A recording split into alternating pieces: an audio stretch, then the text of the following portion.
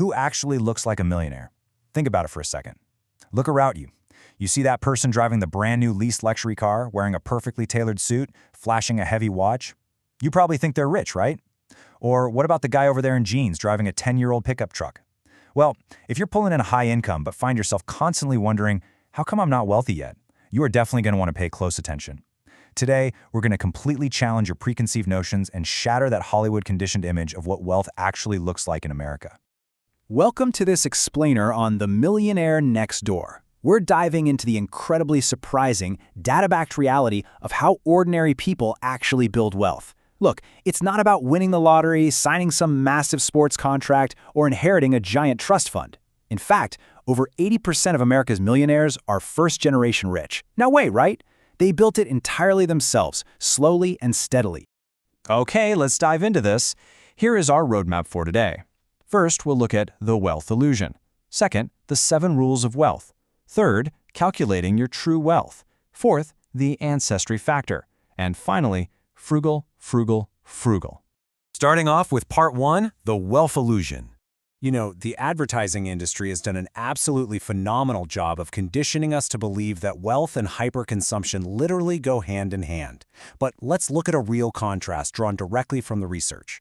On the left, we've got a trust officer. He's rocking a $5,000 watch, leasing a brand new imported luxury car, and buying expensive tailored suits.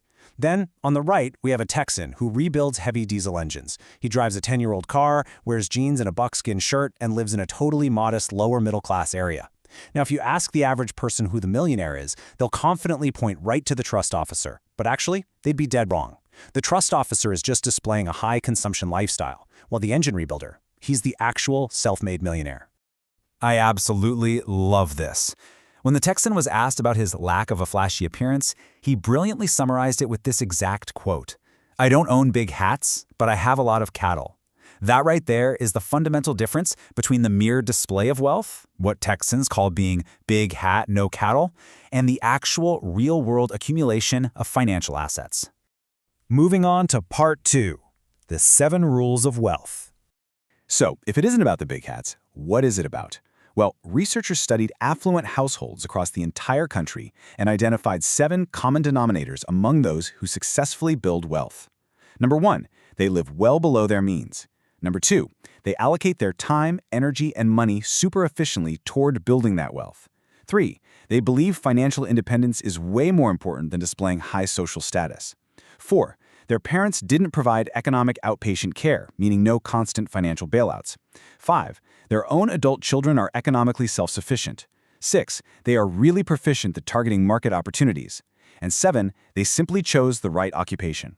The foundation of almost all of these traits, it literally boils down to absolute self-discipline and frugality. All right, part 3, calculating your true wealth. Now let's make this a bit more personal. It's time to do some mental math about your own financial standing. This is what we call the wealth equation. It's a super simple rule of thumb to compute what your expected net worth should be right now. Here's how it works. Take your age and multiply it by your realized pre-tax annual household income. That's from all sources except inheritances. Got it? Then divide that number by 10. The result is what your net worth should be. I highly encourage you to pause the explainer right now and actually do the math for yourself. If your actual net worth is twice that calculated number, congratulations, you are a prodigious accumulator of wealth, or a PAW. But if it's half that number or less, you're an under-accumulator of wealth, a UAW.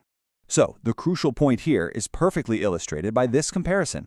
Take Bubba Richards. He's a mobile home dealer, 50 years old, earning about $90,000 a year. His net worth is a solid $1.1 million, so he's definitely a prodigious accumulator. Now look at James H. Ford II. He's an attorney, 51 years old, earning slightly more at $92,000 a year, but his net worth is only $226,000. He is a classic underaccumulator. You might be wondering, how on earth does the mobile home dealer have 5 times the wealth of the attorney when they make the same amount of money? It all comes down to consumption.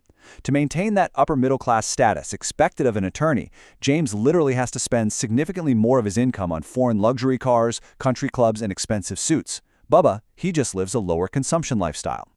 That brings us to part 4, the ancestry factor. Does where your family comes from actually impact your ability to accumulate wealth? Well, when you look at the breakdown of the top ancestry groups of American millionaires, you'd probably expect the English ancestry group to completely dominate, right? But they don't. They actually rank fourth in terms of the percentage of their group in the Millionaire League. Instead, look at who holds the top spots, the Russian and Scottish ancestry groups. It's fascinating.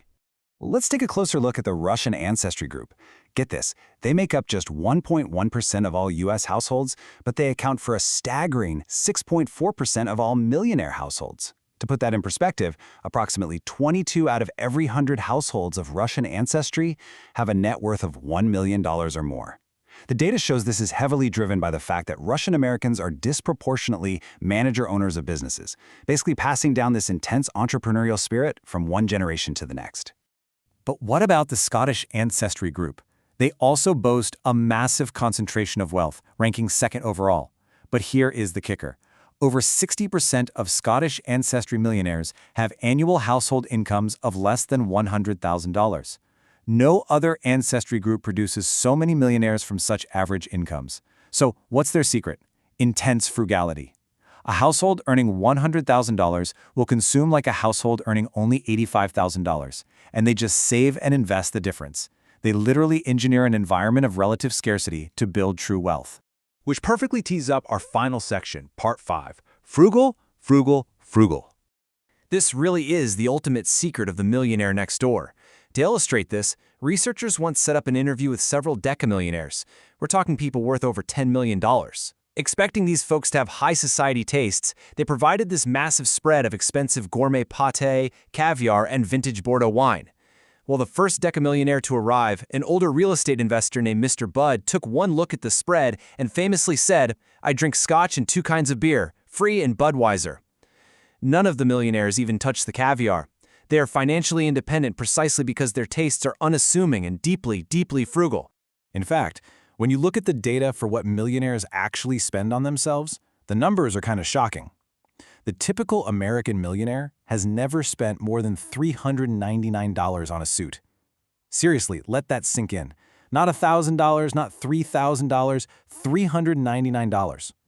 The people buying those luxury multi-thousand-dollar suits, they're usually high-income earners, middle managers, corporate lawyers, sales professionals who are desperately trying to display status, but who are not actually true millionaires.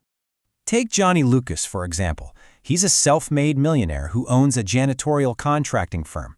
When researchers asked him the most he ever spent on a suit, he racked his brain for a minute and proudly declared, "The most I ever spent was $399 for a very special occasion, our 25th wedding anniversary party."